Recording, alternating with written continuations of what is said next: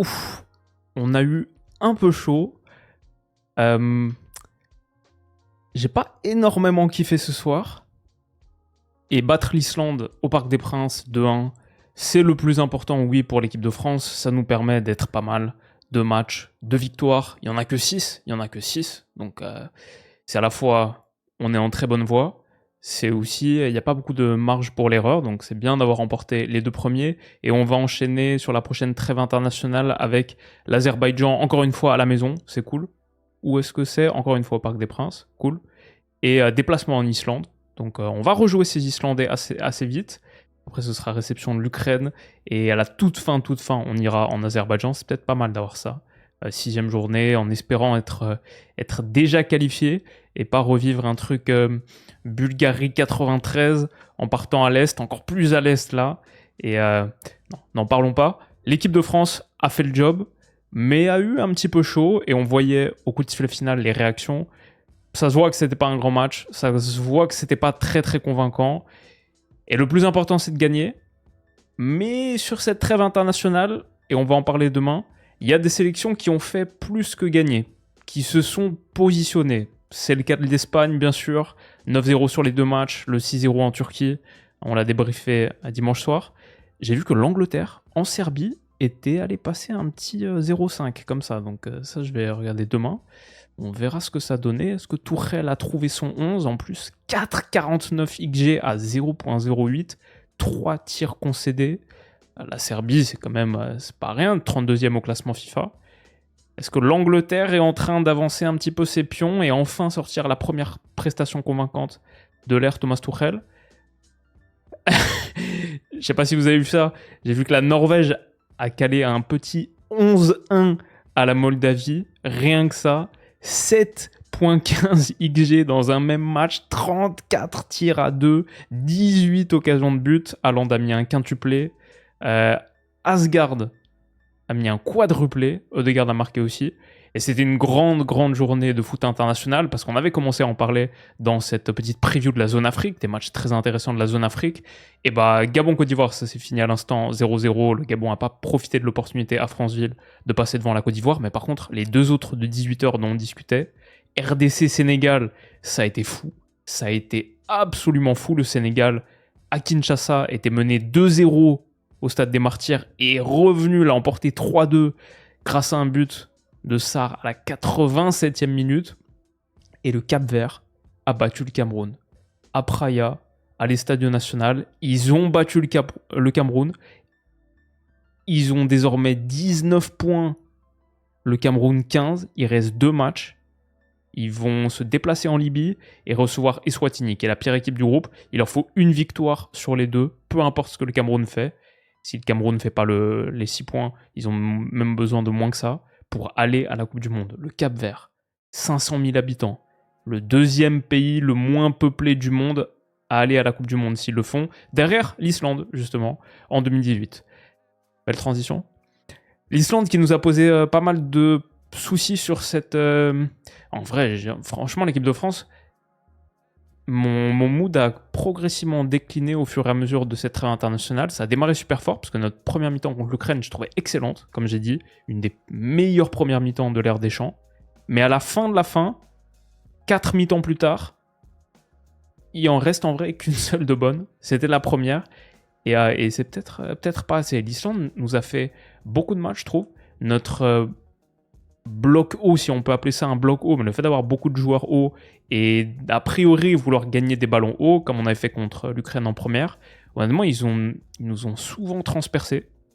On mettait pas beaucoup d'énergie et d'envie, je trouve, dans cette attitude sans ballon, et même en général, dans cette première mi-temps, on s'est fait secouer parce que je trouvais que mentalement, on n'était pas au rendez-vous. Voilà, là, on se fait... Après, tactiquement, ils étaient très bien organisés. Je trouvais qu'ils faisaient très bien les choses. Mais là, ils nous percent. Derrière la passe, il manque un petit peu de talent pour aller au bout de ces transitions. Ils ont manqué un peu de talent pour générer des situations. Quand ils généraient des situations intéressantes, pour avoir le dribble ou la passe lumière ou le tir au bout, pour vraiment faire mal. Manquait un peu de qualité par rapport à ça. Mais bon, ils nous ont retourné par exemple. Là, typiquement, ils nous ont retourné. Ils battent notre double pivot. Ça peut faire un 4 contre 4 quasi avec notre ligne de 4. Donc des moments dangereux comme ça, des moments aussi comme ici, ok, on a Olysée qui sort à la pression, Barcola anticipe sur la droite, ok, bah Ellerson est trouvé, le latéral gauche, et Tchouaméni souvent, alors que ça se voit on est en individuel, on essaye d'être en individuel dans leur moitié de terrain, mais Tchouaméni était souvent le mec un peu sans personne, un peu dans un océan, dans un désert. Tactiquement, il bougeait plutôt pas mal. Et on n'a pas trop réussi à les presser. Donc ça m'a pas beaucoup plu. Après, c'est aussi parce que les mentalités, on n'y était pas. Ils ont fait des choses collectives et tactiques qui étaient bien, avec des rotations, des décrochages, des choses qui nous ont mis en difficulté, mais aussi bon, des trucs tout simples comme ça. Quand Bergman Johansson est trouvé ici en point de basse et que Olysée est en train de faire la course de repli, mais Mbappé bouge pas du tout. Ok, bon bah il peut se retourner, accélérer, plein axe. Et bon, Olysée fait la course de repli, donc il arrive pour mettre un petit peu de pression. Et après, Johansson, il fait un peu n'importe quoi. Bon, il décale sur Haraldsson. Il y avait un 4 contre 4 ici, encore une fois. Des courses dans le grand espace, dans le dos. Peut-être que Théo Hernandez, c'est une menace. Il y avait des mecs entre les lignes, comme ça, entre Tchouaméni, Koné et notre ligne de 4. Ils n'ont pas eu la qualité pour vraiment nous punir, mais une meilleure équipe nous punit. Et cette attitude-là, sans ballon, elle n'était pas suffisante. Aussi parce que ce qu'on a fait avec ballon, bon, bah, typiquement, contre l'Ukraine, c'était très intéressant. Là, face à leur pression, on n'a pas trop su comment réagir. On a perdu beaucoup de ballons bas. Michael Olysée, typiquement, pas caractéristique pour lui. Et derrière, en plus, il jouait plutôt bien les coups avec Anderson ici qui déclenchait une frappe pied gauche.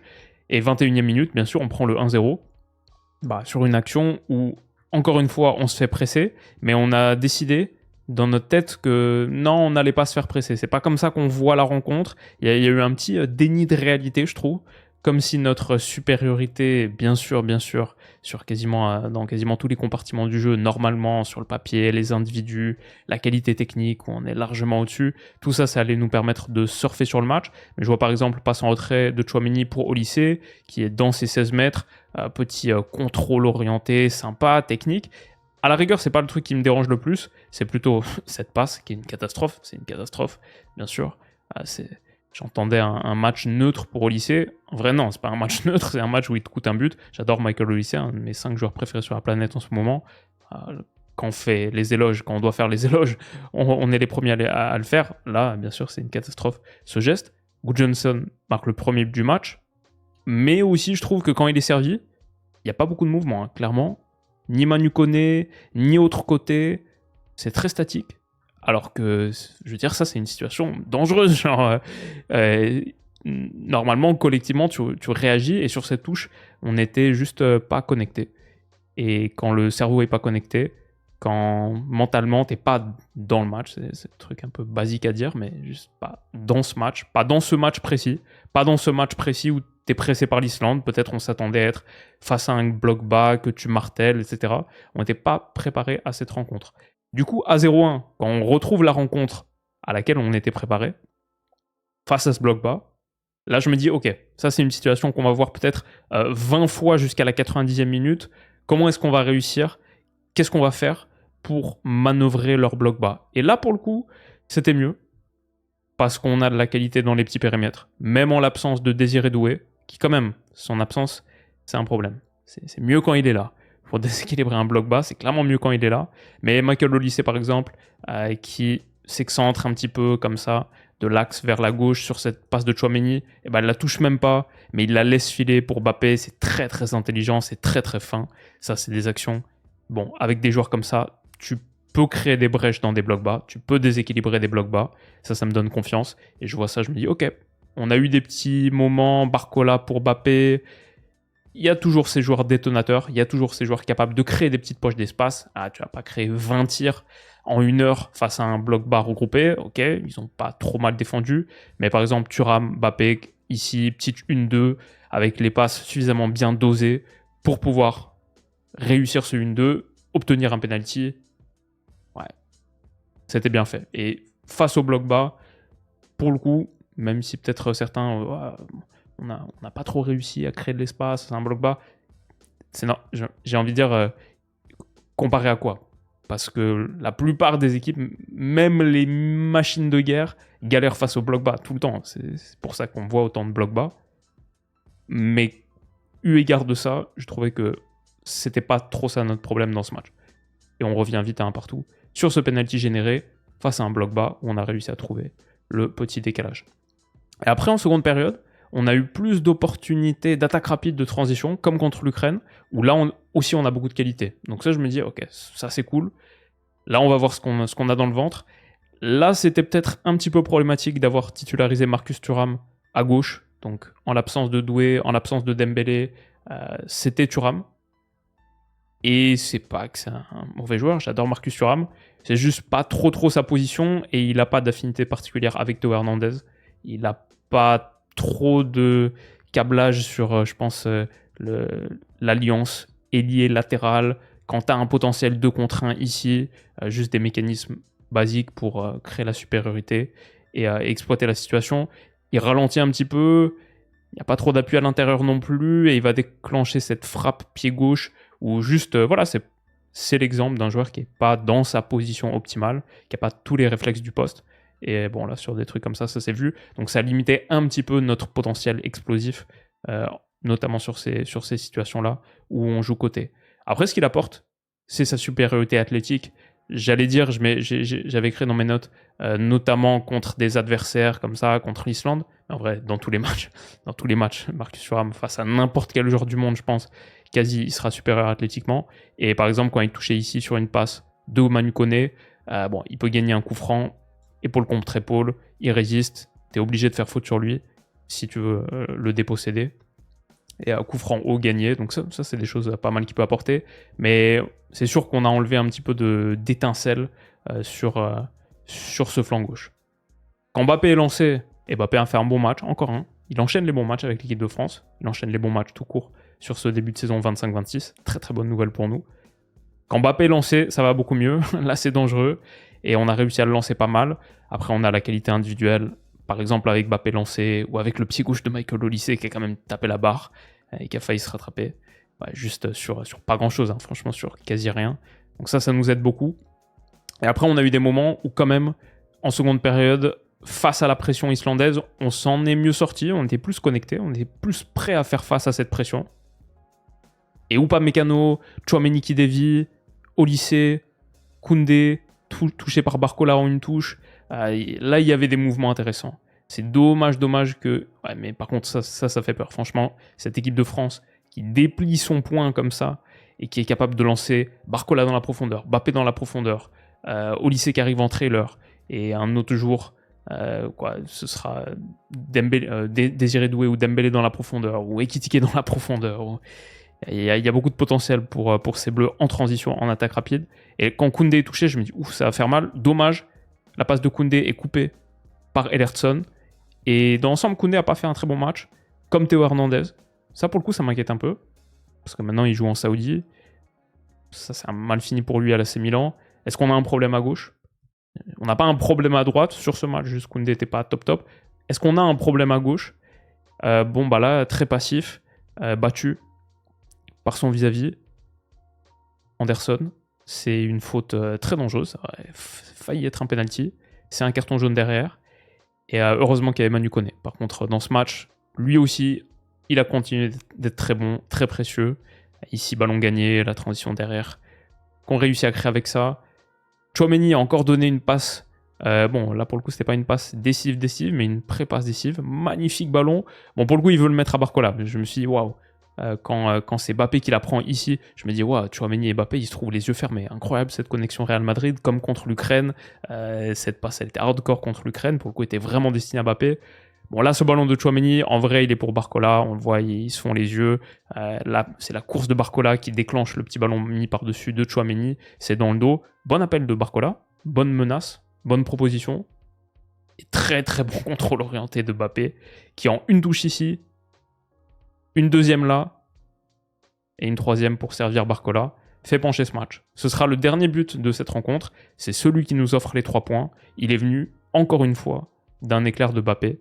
Et ça, c'est encore un truc qu'il faut dire. Parce qu'en ce moment, il est très bon. Et c'est très utile. Tchouaméni prend en rouge. Ça complique la fin du match pour nous, comme on sait. Bon, heureusement, Manu Koné a continué, lui, d'être une machine à pression à lui tout seul, à gagner des ballons comme ça, à la médiane, en 1 contre 1, juste parce qu'il a décidé. Maintenant, j'ai envie de gagner un ballon. Donc on le gagne. Et même sur corner, ici par exemple, il surgit au premier poteau, c'est pas son homme, mais il le gêne suffisamment, Palsson, pour nous empêcher d'être trop menacés ici. Ça ressemble à pas grand chose, mais c'est quand j'ai vu être congratulé par Malo Gusto et par Konaté que je me suis dit, ah ouais, ça c'est un petit geste qui vaut quelque chose. Et après, à 10, on a quand même un petit peu souffert, notamment sur ce flanc de Théo Hernandez, après 2 contre 1 ici, un petit peu en difficulté, pas aidé par Kingsley Coman, qui n'a pas fait la course de repli. Et sur ce centre, Darlson, Gudjohnsen marque. Heureusement, il a tiré le maillot, et je pense qu'il y avait faute. Ça me semble logique que le but soit annulé. Je dis dans le titre, ouf, un ouf de soulagement, on a eu chaud, etc. Pas à cause de la décision arbitrale, je trouve ça normal. Et parfois on dit aussi pour les joueurs offensifs, waouh, quand tu es à pleine vitesse comme ça, il suffit d'un tout petit contact. En vrai, on se rend pas compte, mais il suffit d'un tout petit contact pour être déséquilibré. Et en vrai, c'est faute. Je trouve que ça vaut aussi pour un joueur défensif ici. L'action, elle se déroule à pleine vitesse. C'est un vrai sprint en direction du premier poteau des deux. Et Konaté, il se fait vraiment tirer par le maillot. Et la manière dont il tombe, c'est exactement, ça correspond aux lois de la physique. Les lois de la physique sont respectées. Il tombe dans le sens dans lequel son maillot a été tiré. Ça me semble normal. Il y a juste le fait qu'il conteste pas trop quand il soit tombé. Peut-être ça c'est un peu dans le feu de l'action. Peut-être, je sais pas. Mais ça me semble plutôt logique que le but soit annulé. On a continué de souffrir un petit peu jusqu'au bout. À 97e, on a cette frappe extérieure de surface qui est dangereuse. Mais on n'a pas fait une grande rencontre. Je sonne pas la sonnette d'alarme. Mais j'ai envie de voir mieux quand même sur les prochains matchs, sur la trêve d'octobre. Et autant on avait très bien démarré contre l'Ukraine, autant je trouve juste même l'attitude de cette première mi-temps. Il y avait quelque chose qui était... Il y a quand même quelque chose à surveiller. Et on va voir demain, je ferai mon petit récap des enseignements de la trêve. Je vais regarder un petit peu plus près ce qu'ont fait nos amis anglais en Serbie et la Norvège. Je sais pas s'il faut considérer la Norvège comme un concurrent au mondial juste parce qu'ils ont éclaté la Moldavie. Mais par contre, ils vont être au mondial, je pense. Parce que 15 points, 5 sur 5. L'Italie est deuxième avec 9 points, mais un match en moins. Ils peuvent revenir à 12. Non seulement la Norvège avait battu l'Italie 3-0, donc sur le différentiel de but relatif, ils sont dessus, au-dessus a priori, mais sur la différence de but tout court, bon maintenant ils sont à plus 21, et je crois que c'est ça qui compte en plus. C'est pas la différence de but particulière ou relative, je crois que c'est la différence de but absolue. Si l'outil IA de Google a raison. Juste taper tiebreaker, qualifier, World Cup, et c'est ça qu'il m'a dit. Donc je vais le croire, et je pense que la Norvège sera au mondial. Je pense que le Sénégal a fait un grand pas en direction du mondial. Et que dire de nos amis capverdiens? Incroyable histoire. On en reparle demain. On fait un petit topo sur un peu toutes les confédérations et mes 5 observations de cette trêve. Rendez-vous demain pour ça. Merci d'avoir été là pour le débrief comme d'habitude. Vous régalez. On se dit à très vite. Bisous.